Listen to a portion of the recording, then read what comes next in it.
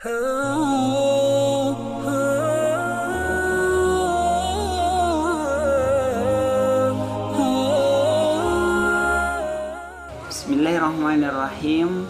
Assalamualaikum warahmatullahi wabarakatuh.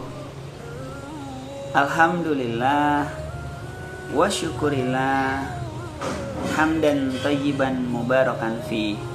Wah, Pak Karim bertemu lagi dengan seluruh murid-murid Insan Mandiri Sekolah Para Juara dan Sayang Teman Berkarakter Berbasis Sholat. Senang sekali di hari ini berjumpa lagi dalam pelajaran kisah-kisah para nabi dan sahabat Rasulullah Shallallahu Alaihi Wasallam atau pelajaran sirah ya. Sebelumnya kita berdoa. Ista'iddu.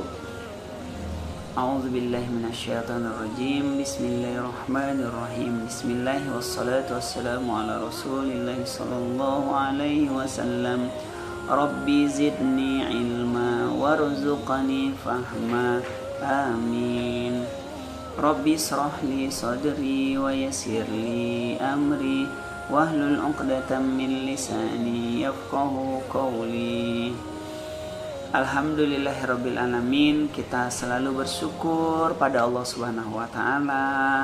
Kita masih bisa bertemu lewat video ini. Semoga kita segera bisa berkumpul di sekolah yang kita cintai. Salawat dan salam semoga tetap tercurah atas kedua hasanah kita Nabi besar Muhammad sallallahu alaihi wasallam. Allahumma shalli ala sayyidina Muhammad wa ala alihi wa sahbihi ajmain. Pak Karim doakan semoga anak-anak beserta orang tuanya, ayah dan bunda, umi abi, semua keluarga yang di rumah, keluarga dimanapun berada, teman-teman semuanya, guru-guru, semuanya dalam keadaan sehat, semuanya dalam keadaan bahagia dan berlimpah berkah Allah Subhanahu wa taala. Amin ya rabbal alamin. Nah, hari ini ya, kalian pernah, ada yang sudah pernah dengar sih kisahnya, ada yang belum. Ini kisah tentang seorang sahabat Rasul Shallallahu Alaihi Wasallam. Siapa ya namanya? Sahabat ini kan sahabat Nabi kan banyak. Nah, sahabat yang ini dia memiliki kebiasaan yang aneh, kebiasaan yang unik, kebiasaan yang nggak ada pada orang lain bisa jadi. Ya, kebiasaannya apa Pak Karim? Sahabat ini dia itu rajin banget sholat subuh ke masjid. Padahal rumahnya tuh jauh banget dari masjid. Ya Allah, Pak Karim nggak ngebayangin ya bagaimana dia berjalan dengan semangatnya. Jadi sahabat Nabi ini rumahnya jauh banget ke masjid, tapi dia selalu sholat subuh ke masjid. Ya, nah kalau sekarang kita pandemi, kalau masjid dekat rumah kita dipakai sholat dan kondisinya aman, kita semangat ya ke masjid. Tapi kalau masjidnya ditutup atau ada yang kena pandemi COVID-19 misalnya belum aman, kita masih boleh sholat subuh di rumah gitu ya. Tapi kalau sudah aman, kita ke masjid lagi. Kita lihat situasi masjid yang ada di sekitar rumah kita. Nah, sahabat ini dia itu setiap subuh selalu sholat subuh ke masjid. Padahal rumahnya jauh banget dan dia jalan kaki. Masya Allah. Dan kebiasaannya dia itu udah nunggu di masjid sebelum waktu subuh. Allahu Akbar, luar biasa. Pasti nih istimewa ya sahabat ini. Ada yang sudah bisa menebak siapa nama sahabat ini? Ya, boleh, siapa yang tahu siapa nama sahabatnya? Oh, Abu Bakar rajin juga sih ke masjid, sholat subuh di masjid. Tapi rumahnya kayaknya nggak terlalu jauh ya. Sahabat yang lain siapa yang tahu? Nah, Pak Karim kasih tahu aja ya namanya ya, karena ini pelajaran sirah. Namanya dalam riwayat itu dikisahkan sahabat ini bernama Sya'ban. Iya. Siapa namanya? Sya'ban. Seperti nama bulan-bulan ya di dalam bulan Hijriyah kan ada Muharram, Safar, Rabiul Awal, Rabiul Akhir, Jumadil Awal, Jumadil Akhir, Rajab, Sya'ban. Jadi namanya kayak nama bulan, Sya'ban. Wah, sahabat Sya'ban ini ya, dia kebiasaannya unik. Masih ingat tadi apa kebiasaannya? Selalu sholat subuh berjamaah di masjid walaupun rumahnya sangat jauh. Ya. Nah, kita lihat kisahnya yang menarik. Apa sih Pak Karim yang menarik dari kisah Sya'ban ini? Sya'ban ini ya, dia tuh kalau di masjid dia mengambil posisi sholat atau saat iktikaf diam di dalam masjid, dia itu di pojok masjid. Nah, di pinggir. Kenapa sih Sya'ban ini senangnya di pinggir? Ternyata dia itu orangnya merasa nggak mau mengganggu orang-orang lain yang mau lewat atau ada jamaah lain yang mau sholat. Jadi dia bisa memilih posisi ya di pojok karena dia datangnya duluan. Jadi saat sholat dia milih di pojok ya. Kemudian iktikaf ya, iktikaf tuh diam di masjid berzikir gitu ya, baca Quran, dia memilih di pojok juga. Nah, ini boleh nih kita tiru gitu ya. Kalau mau memilih posisi yang bagus di masjid, datang duluan seperti Sya'ban radhiyallahu an ya. Nah, terus dan para sahabat yang lain, teman-temannya udah tahu kebiasaan Sya'ban ini. Ya, bahkan ya Nabi Muhammad SAW juga udah paham kalau Sya'ban tuh emang biasanya kalau di masjid tuh memilih posisi di pojok karena dia nggak mau mengganggu orang lain yang lewat. Luar biasa.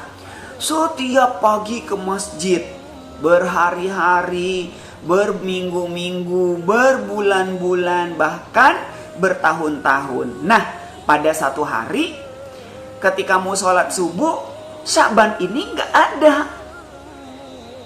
Nabi Muhammad SAW lihat kok nggak ada Sya'ban ya. Terus kata Nabi, kita tunggu dulu ya sholatnya, jangan dimulai dulu, tunggu Sya'ban kali dia terlambat atau kesiangan kan rumahnya jauh. Ditunggu sejenak nggak datang-datang. Akhirnya ditanya ke sahabat yang lain, nggak ada yang tahu. Ya sudah kata Nabi, kalau begitu kita mulai saja sholat subuh. Kali aja saat kita sholat subuh Sya'bannya datang dan dia masbuk terlambat. Allahu Akbar. Setelah Nabi Muhammad SAW beserta seluruh para sahabat sholat berjamaah, selesai itu Sya'ban tuh nggak ada. Dan Nabi SAW bertanya ke para sahabat, ada yang tahu tentang kabar Sya'ban? Kok hari ini nggak ada Sya'ban ya sholat subuh berjamaah? Para sahabat bilang nggak tahu. Ya udah kata Nabi SAW, yuk kita cek ke rumahnya. Ada yang tahu nggak dari jamaah ini salah seorang yang tahu rumah Sya'ban? Alhamdulillahnya ada salah seorang sahabat yang tahu. Ya Rasul, saya tahu rumah Sya'ban, kata dia. Ya, rumahnya deket sama rumah saya. Yuk kita bareng-bareng. Pergilah Rasulullah SAW, Nabi Muhammad beserta sahabat tadi mau ngecek ke rumah Sya'ban kenapa hari ini nggak sholat subuh berjamaah. Ternyata Allahu Akbar, perjalanannya jauh. Bahkan dalam perjalanan itu, jalan dari masjid menuju rumah Sya'ban, jalannya selama 3 jam. Masya Allah, jauh ya anak-anak, 3 jam. Ya Allah, jauh banget. Ketika sudah sampai bertemu rumah itu, ya Nabi SAW mengucapkan salam, Assalamualaikum warahmatullahi wabarakatuh. Keluarlah dari dalam rumah itu seorang ibu, dan ibu tersebut menjawab, Waalaikumsalam warahmatullahi wabarakatuh. Dan Rasul SAW bertanya, apakah benar ini rumah Sya'ban? Sang ibu tadi menjawab, iya betul, saya istrinya. Ada yang bisa dibantu? Bagaimana kabar Sya'ban? Karena kata Nabi, kok subuh ini nggak ada di masjid? Sang istri menjawab, ya wahai Rasulullah Shallallahu Alaihi Wasallam, Sya'ban baru pagi ini memang tidak ke masjid sholat subuh berjamaah. Dia pagi ini nggak sholat subuh berjamaah karena pagi tadi sebelum subuh Sya'ban meninggal. Inna lillahi wa inna ilaihi raji'un. Sya'ban wafat, ajalnya sampai. Sya'ban meninggal. Sya'ban dipanggil oleh Allah Subhanahu wa taala. Allahu Akbar. Ternyata satu-satunya penyebab Sya'ban tidak sholat ke masjid, tidak sholat subuh ke masjid, karena dia meninggal. Masya Allah, sebelumnya dia selalu ke masjid. Nah, akhirnya Rasulullah SAW beserta para sahabat mendoakannya. Dan ternyata ya Sya'ban itu sudah dikuburkan. Ya, karena perjalanan dari masjid tadi kan jauh ya, 3 jam, Masya Allah. Istri Sya'ban bertanya kepada Rasul Sallallahu Alaihi Wasallam, ya Rasul, saya ingin bertanya karena ada yang aneh. Pada saat sakaratul maut, pada saat Sya'ban meninggal, dia mengucapkan 3 kali dengan kata-kata dan hampir ucapan yang sama, dan kami belum mengerti apa maksudnya. Baiklah, kata Nabi Shallallahu Alaihi Wasallam, apa sih yang diungkapkan Sya'ban pada saat dia mau meninggal? Kata istri Sya'ban, yang pertama, ya Sya'ban tuh bilang begini ya Rasul Sallallahu Alaihi Wasallam. Dia bilang, aduh, kenapa ya tidak lebih jauh? Nah, oh, kata Rasul Sallallahu Alaihi Wasallam, Nabi Muhammad langsung dikasih tahu oleh Allah melalui malaikat Jibril. Ya, awalnya Nabi Muhammad belum tahu. Pas tahu dikasih tahu sama malaikat Jibril, kan malaikat Jibril kan nggak kelihatan. Terus ternyata pada saat Sya'ban mau meninggal, itu dia melihat kayak ada video, kayak televisi, kayak tayangan tentang perilaku dia sebelum dia meninggal. Jadi ya Sya'ban itu diperlihatkan pahala-pahala. Dia jalan ke masjid yang jauh itu pahalanya banyak banget. Ya, kenikmatan balasannya yang luar biasa. Kata Sya'ban, ya Allah, kalau rumah saya sejauh ini 3 jam pahalanya banyak banget. Bagaimana ya kalau rumah saya lebih jauh, pahalanya akan lebih banyak. Ya Allah, aduh, kenapa ya tidak lebih jauh rumah saya dari masjid? Masya Allah, udah 3 jam perjalanan dari rumah ke masjid, dia masih membayangkan itu masih terlalu dekat. Kalaupun jauh, pahalanya akan lebih banyak. Ya Rahman. Terus yang kedua, dia bilang lagi, aduh, kenapa ya tidak yang baru? Nah, apa tuh ya Rasul? Artinya ternyata pada saat suatu hari Sya'ban mau berangkat ke masjid, itu terjadi pada musim dingin ya, di Madinah. Dia buka pintunya, dia kedinginan, dia sudah pakai jaket. Karena sangat dingin, dia masuk ke rumahnya lagi, dia ambil jaket yang kedua ya. Jadi pakai 2 lapis jaket. Nah, jaket yang baru di dalam, jaket yang sudah agak lama di luar. Kenapa? Karena kalau kena debu, ya kena jaket luar, nanti kan dia di masjid dia lepasin, ya dia bisa sholat dengan jaket yang baru. Dalam perjalanan ke masjid, dia melihat ada orang tua yang kedinginan gak bawa jaket. Ya, kedinginan menggigil. Akhirnya Sya'ban kasihlah jaket luarnya yang lama itu, dia kasih pakai kepada orang tua yang nggak pakai jaket, dan orang tua itu dibawa ke masjid untuk sholat.